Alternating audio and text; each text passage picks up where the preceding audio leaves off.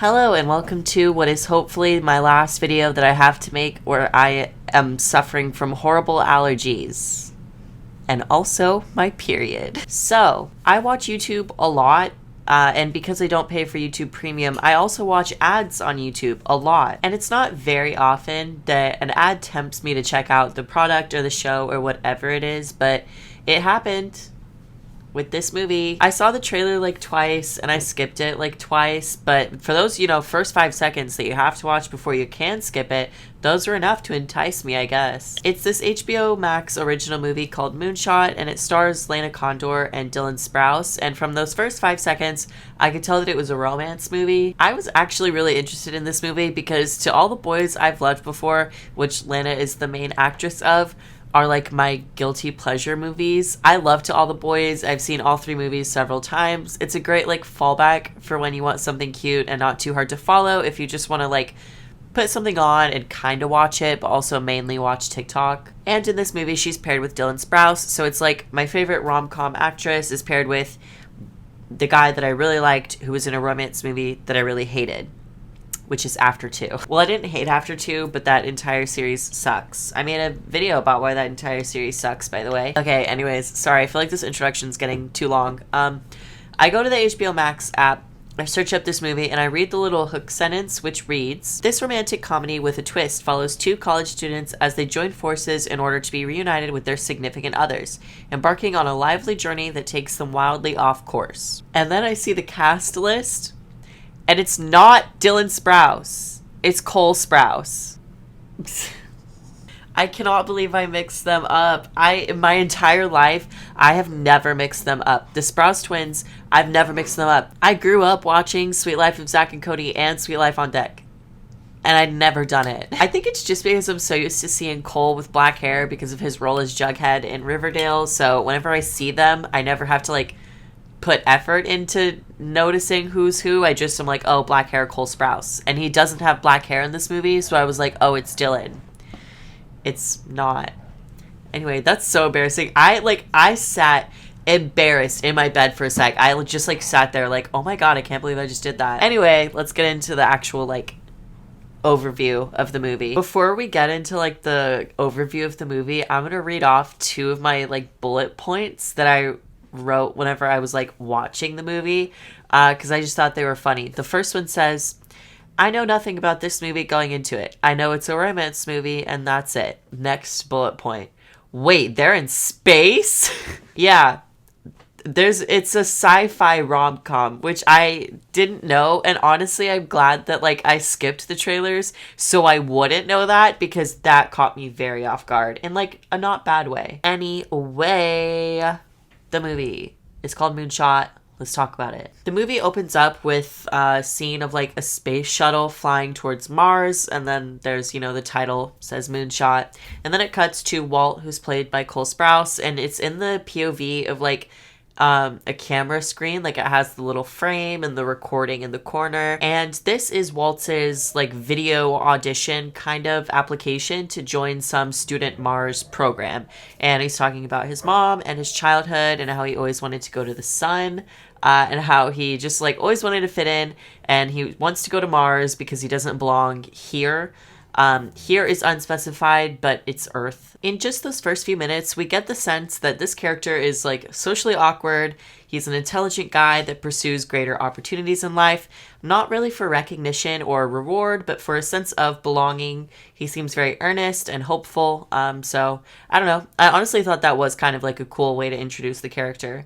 It was a little corny, but it's a rom-com. It's gonna be. That's a given. So after this, we see Walt at his barista job, and it's revealed that this movie takes place on Earth in the year 2049, which, in my opinion, is a bit generous for how futuristic the movie seems so far. Then again, Blade Runner 2049 takes place in 2049 Earth, so I don't know, maybe this movie is more accurate. Walt is talking to Gary, who is like this AI fax machine shaped robot that makes coffee at the shop and is like literally Walt's boss. He has a little screen with a little smiley face and he holds conversation. He sounds kind of similar to C-3PO. He kind of is this movie's C-3PO, to be honest. Anyways, after work, Walt goes home and he's talking to his roommate, who, funny enough, is Tyler from Euphoria. I just thought that was funny. And he's talking about how he wants to go to Mars real bad. He really wants to go to Mars. And he thinks that this application will be accepted this time. So he's tried several times in the past. And Tyler from Euphoria is like, yeah, cool, whatever. Are you coming to this party, though? Also at the party, don't be weird. Also, you're not special. I'm not special. Nobody's special. Let's go to the party. Don't talk about Mars. Jesus. Weird tangent, but okay. There are a lot of weird tangents in this movie. I think I avoided taking notes of most of them because they're all along the same lines of like Cole Sprouse's character giving an unprovoked monologue to an unsuspecting character about how badly he wants to go to Mars and how he wasn't made to be a mediocre nobody. One of those tangents is what triggered the roommate's tangent, actually. So now we're at the party and Lana Condor's character Sophie is in her room at the house and she's like space FaceTiming who's assumed to be her boyfriend because they're making jokes about like touching these sphere things that they have and it'll be like touching each other or something. It's like those bracelets that couples have where you can like touch it on a certain part and then it'll make your partner's wrists like vibrate. So you know that your partner's like thinking about you. This version's kind of weirder though because in the sphere there's like little sentient beings that I guess are supposed to be like the alien version of the other person. Don't think about that too long because it gets like really weird if you think about it too long. Anyways, Walt comes into the room because he's looking for the bathroom and he goes to leave, but then he sees the space FaceTime and he's interested in it because the boyfriend's in space and Walt likes space. Did you know that Walt likes space? So he gets like really like he leans over Sophie's shoulder. He gets like really close to this like FaceTime and he's like, "Is that Mars?" And Sophie's like, "What the fuck? Get out." And painfully socially unaware Walt is just like asking about the technology. He's like, how'd they solve for the like time delay? Sophie's shooing him out of the room. He's shooing him, not shooing him. She's shooing him out of the room. And this makes Walt walk backwards and he steps on her little orb with her little alien in it because she dropped it whenever he came into the room and he breaks it. So going back to how I said this gets weird if you think about it too long, does the alien die? Like, what happened to the little thing? Because it's like, he steps on it and it's shown as, like, cracked. And there's, like, the light is no longer in it and you can't see the alien. What does that mean for the alien? So after this, Walt runs into this girl, Ginny, who was in one of his classes years ago, like their freshman year, because they're seniors now. They banter back and forth a little bit, and eventually they walk home together. And she lets him nerd talk it up, and she's also interested in it. So it's like, okay, cool. I guess this is like the love interest and not Lana Condor. But then it turns out this girl's going to Mars like the morning after hanging out.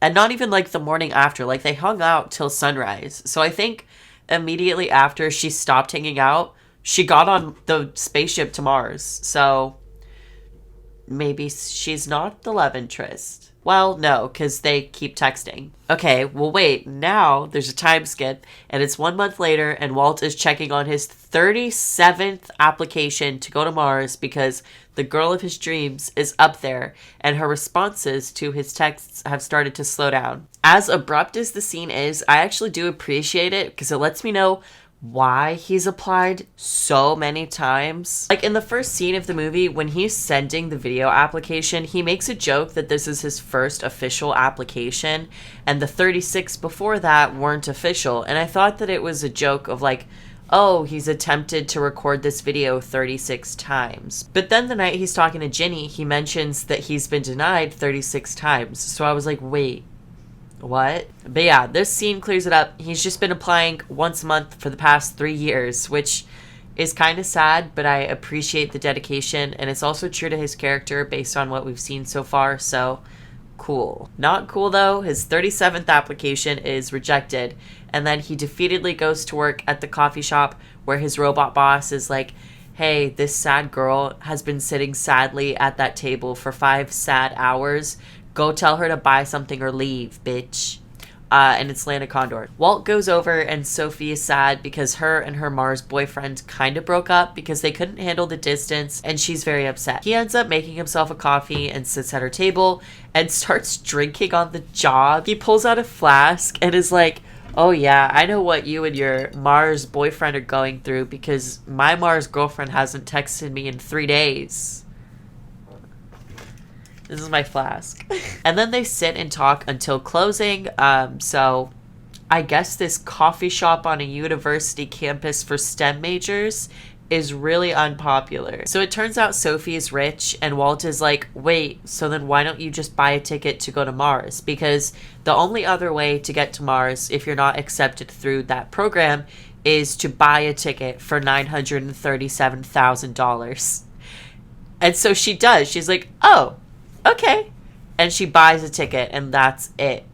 So then Ginny leaves. Ginny doesn't leave. Sophie leaves. Ginny wasn't there. I don't know why I said that. After buying the ticket, she's like, see you fucking never, loser. And then Walt has to, do his job. So he's taking out the trash at work when he gets a video text from Ginny, and she apologizes for not texting so much, and she shows that she has a cat. She couldn't text for 3 days because she got a cat. Anyway, apparently this cat snuck onto the ship through getting into an escape pod while the ship was docked on Earth, which gives Walt the idea to do the same so that he can be with Ginny. So then the next day, Walt runs into Sophie at the space airport, and he uses her to get through the gate. He has her pretend that he's a relative or something.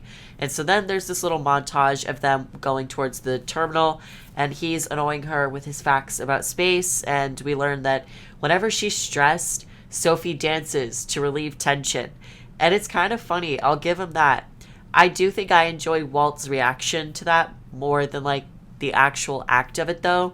Because he's just very innocently is like, oh my god, that's cool. And he starts dancing too. The comedy in this movie is kind of forced, but I don't hate it. So Walt successfully makes it to the escape pods, and Sophie successfully makes it onto the ship, and they're both in space. Good job. Walt and Sophie run into each other on the ship, and she's pissed off because she didn't know what he was up to. Whenever he ran into her at the airport, the space airport, he just told her please, I want to just watch the launch really closely because I love space. I love space, right? So she's mad because he used her to commit a crime, basically. So now she's an accomplice, and if Walt is found, they'll go to jail, and she'll be put on a no-fly list, and so she can't see Calvin, the Mars boyfriend. So she decides to hide him in her room, where they are immediately caught because the captain is doing door-to-door introductions to all the passengers, and so Walt pretends to be Calvin. There's a little montage of some of the shenanigans they get into while they're on the ship, because they're on this transport shuttle to Mars. They took the rocket ship to this, bigger shuttle that's actually going to Mars, and they're going to be on this bigger shuttle for 35 days. So they have to act like a couple and coexist for 35 days. I wonder what's going to happen. The actual, bonding and chemistry doesn't start until after the montage, directly after it, though, because after the montage, it leads into a fight scene, and then they make up over ice cream, and that's, where the bonding starts. And it's not, it's not chemistry, but they're starting to get along now, so that's progress. So the next day, the two of them go to one of the events on the ship. It's this scheduled lecture from some scientist, but the scientist can't attend because of a mild case of space madness. So this one lady is like, hey, Calvin, Walt, you're an expert on terraformation and stuff, and I actually found your thesis and was hoping that you could step in and give this TED Talk. Basically, they're attending a TED Talk on the spaceship. And the thesis has very conveniently already been set up in a PowerPoint format. So realistically, he could have just awkwardly read directly off of the PowerPoint and then be like, sorry, I'm a scientist. I'm not good with people. I'm good with science. Algae. But instead he goes on this random tangent about change because the first PowerPoint slide says changing Mars for us. And everyone loves this speech. It's quite literally a then they all clap moment. They love it. They love it. It's so inspiring that it makes one of Walt and Sophie's neighbors on the ship propose to her partner which she accepts. And so then there's an engagement party on the ship. And this is like finally the first actual bonding moment between Walt and Sophie, because he remembered that it was her birthday, so he gets her a cupcake and it's all cute and they dance together. It's not like a couples dance though, it's like a nerdy cute like middle schooler dancing, like Fortnite dances, but like not Fortnite dances. And then they get drunk on space wine. The next day, Walt convinces Sophie to do the spacewalk, which is this thing where they get in spacesuits. They're attached to the ship through those like tether things, like an actual spaceship. But it's just kind of like, it's like space sightseeing. Like they're just out there to look at space, but closer, more immersive. But this is significant because Sophie is afraid of flying in space and stuff, and that's why she's been on Earth for so long instead of being on Mars with Mars' boyfriend Calvin. So she does the spacewalk with Walt, and it's actually a really nice scene. There's like a few lines of dialogue that have double meanings. Like there's one where Sophie says, "Getting closer isn't going to change the view," and Walt says, "Getting closer always changes the view." And it's in this scene, the characters are referencing like going out into space and looking at Mars. But we as the audience know that this also applies to Walt and Sophie, like getting closer to each other.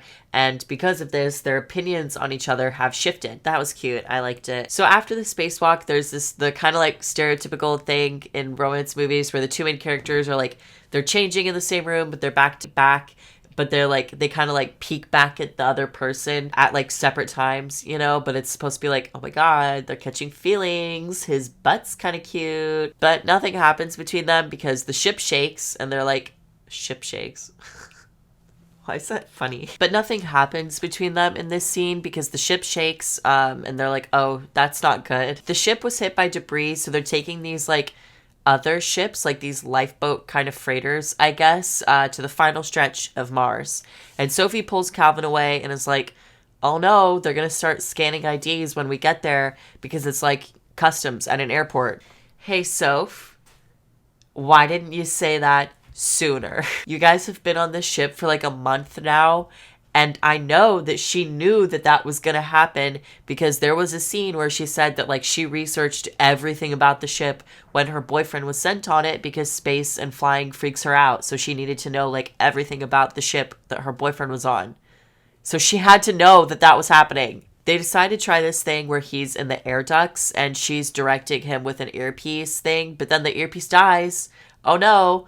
If only you guys had a month to formulate a plan. Somehow they successfully get into this one room to hide in. It's like a storage room or something. So they build a little fort and they hang out together and they almost kiss, but they don't. They go to sleep instead. When they wake up, Sophie FaceTimes the real Calvin, and this makes Sophie feel guilty because the real Calvin is like showing her room that she's gonna have when she gets there and is like super excited for her to be there and all that stuff. She feels bad because she's kind of been like emotionally cheating on him. So afterwards, she goes to Walt and tells him that she can't help him anymore. And they get into a fight and then they part ways. When they land on Mars, Walt is immediately caught and arrested. And Sophie meets up with Calvin and goes to live with him and his family, who have been acting as her parental figures since she was a teenager. Ginny. Y'all remember Ginny? The Walt's like dream girl. She visits him in jail and is like, hey, I have a boyfriend. Also, that was kind of like weird of you to come all this way to Mars for me because we've literally only had like one IRL interaction before this. That's like weird. She's not wrong, but it's not like mean or anything. It kind of ends bittersweet, but yeah. Hi, Ginny. Bye, Ginny. That's, I think, the last time we see her. So then Walt is guided into this room, and it turns out that the space guy that he looked up to that like did the whole Mars thing, his name's Leon Covey. It turns out that he knew that Walt was there since the beginning, the whole time, since there are cameras everywhere. But he did like a background check on Walt and determined that he wouldn't have any negative impact on the ship or Mars or, you know, the passengers. So he just kind of let it happen to observe Walt out of curiosity. And honestly, I love that explanation because I was literally thinking about it whenever he was in the escape pod. I was like, how does nobody know he's there? Because the escape pod was like interacting with him. Like it was like reading his heart rate and stuff. So I was like, someone has to know he's there. And they did. They just pretended they didn't. And then the space guy is like, you remind me of me when I was younger. Sign this contract and you can live on Mars. And also be, PR, whatever. Like, we're using you as a meme. And Walt signs the contract, so now he gets to live on Mars. So now there's a montage of Walt and Sophie living their dream lives and realizing that something isn't right. The gaping hole in their souls hasn't been filled. And then Walt and Sophie meet up at this Covey company party, and they're both like, haha, yeah, I'm happy. Why are you not? Are you not happy? Are you also like dying inside? After the party, Sophie gets a pep talk from Calvin's mom, who's basically like, hey, it's pretty obvious that you're not happy, and we're not going to stop caring for you if you need to do what you need to do to make you happy. And if that means, going back to Earth or breaking up with Calvin, then, so be it. We're still going to be here for you. So she takes the advice, she breaks up with Calvin, and she goes to Earth. And guess what? Walt does too, and they're on the same ship. Oh my god. And then they kiss, and then the movie ends. Final thoughts, my likes and my dislikes. I'm going to start with things I didn't like. That way we can end on a positive note with the things I did like. There wasn't much in this movie I didn't like, to be honest. The CGI wasn't, this mind-blowing thing. But for a sci-fi romance movie that's like basically today's equivalent of a straight-to-DVD movie, it's fine. It doesn't take away anything from the story. And there are actually times where it adds to, the viewing experience. There's this one shot when they're on the spacewalk looking at Mars and the camera is like behind them. I don't know, the way I'll put up like a clip or something, because I'm sure I'm not describing this as well as I could, but the way that it's lined up, it looks like their silhouettes are standing on Mars, and it's just a really pretty scene. I like how that led into a thing I did like. Back to things I didn't like. I don't know how I feel about the spaceman Leon Covey being present in the movie. Like, there are multiple points before he's introduced where his name is said in like a video or an audio recording, and he's always introduced as billionaire astronaut or self-made billionaire. And I honestly always just interpreted it as a bit of like a tongue-in-cheek dig at Elon Musk, or the Elon Musk type of person where it's like, yeah, they did this cool science or technology thing, but then they got filthy rich off of it and now care more about like wealth or turning themselves into a brand or a meme, and their accomplishments are now overlooked because of how annoying they are. I thought the joke was fine, but actually bringing Covey onto the screen made it too literal. It was like, I guess, a little too excessive. I don't know. I feel like there were other ways to make Walt realize that Mars wasn't all that he dreamed of it being, or not even that. Like, if they had to have him turn into a meme and be exploited for PR stuff, it could have been a robot, or a captain of the ship, or someone that isn't Covey, who's like his boss. Speaking of being turned into a meme, I think that's the thing I disliked the most about this movie. And really, anytime a movie tries to incorporate social media, more specifically like knock off TikTok, I almost always hate it. But yeah, there's this bit where Covey posted the security footage of Walt sneaking around to get onto the space shuttle. He posted it onto social media just because he thought that it was funny. And then there's this meme born of like, it's called Walting, where you just post yourself moving around like Walt did in the security camera footage. It's not funny. It added nothing to the story, and it's not funny. I think the final thing that I didn't love is the secondary messaging and how they kind of made Sophie and Walt share the same theme, even though it more so applied only to Sophie. Like, there's the obvious theme of, opposites attract, don't judge a book by its cover, blah, blah, blah. But there's also the underlying theme of change, more specifically, changing yourself to please another person. By the end of the movie, Sophie learns that if she just keeps going with what Calvin wants, then she's never going to actually be happy or accomplish anything that she wants to. So she rips the Band-Aid off, she breaks up with him, she goes back to Earth, because she never even really wanted to go to Mars. She just went for him. And with the way the end scene is set up, they kind of rope Walt into that theme too, but it doesn't really apply to him. Like, yeah, he snuck onto the ship to see Ginny, and he did end up learning that Mars wasn't what he always dreamed of, but those two things don't correlate. He always loved Mars, and he wanted to go there for years before even meeting Ginny. She just happened to already be going to Mars, which made it even more enticing for Walt to want to go. I think the more accurate underlying theme for Walt's character would be settle for mediocrity and you'll find peace. But that's not as optimistic as Sophie's theme, so I think they just roped them in together because it kind of works if you, squint your eyes and you don't think about it too hard. They kind of screwed over Walt's character, to be honest. Because, again, I think his theme is something along the lines of, like, settling for mediocrity and you'll eventually be happy. And while I don't think that that's a bad theme, just, like, on its own, to use as an idea, I don't think it fits Walt's character or the tone of the movie. The issue with Walt representing that theme is that he doesn't want mediocrity. Preferring the more mundane or stereotypically unexciting parts of life isn't a bad thing if that's... Can you not?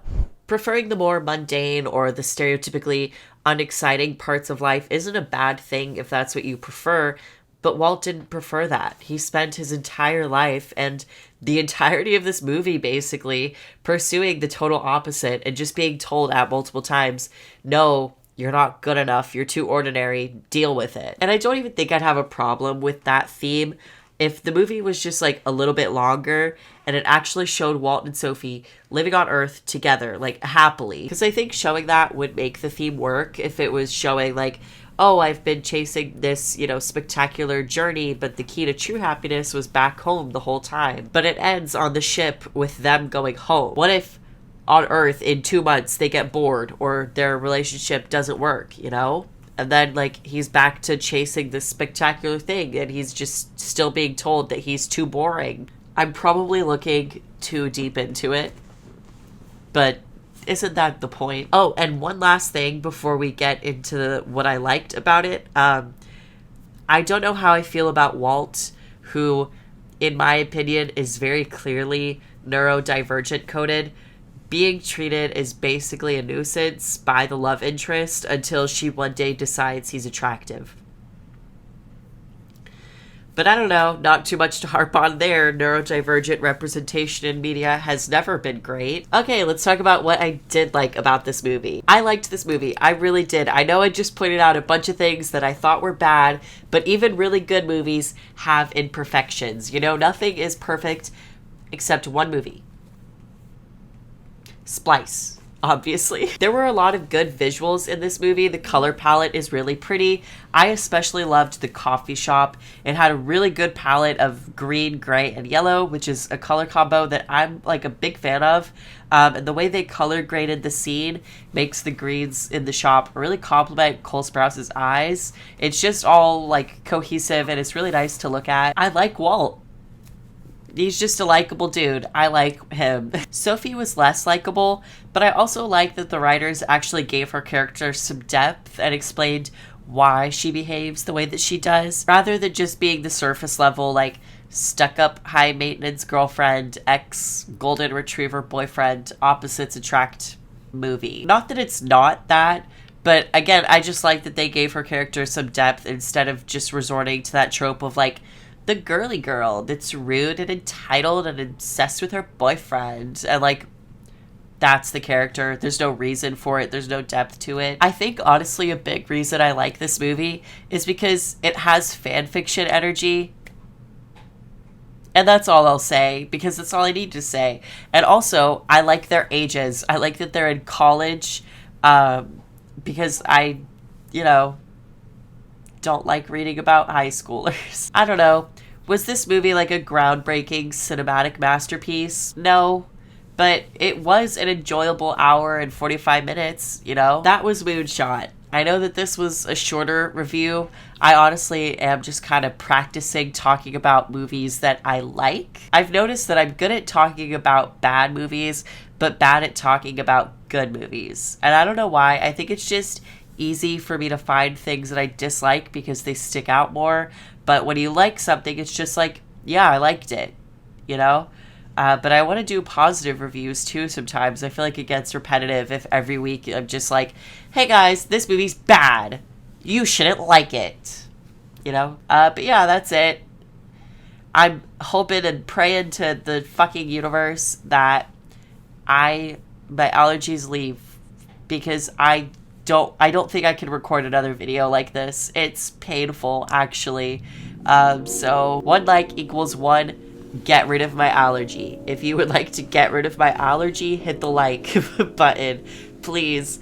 And subscribe to the second channel, and also check out my Patreon, and also check out my fucking dog. Thank you so much for watching this video. If you liked the video, like the video. If you liked the video, comment on the video. And if you liked the video, subscribe to the video maker, and I will see you in the next video.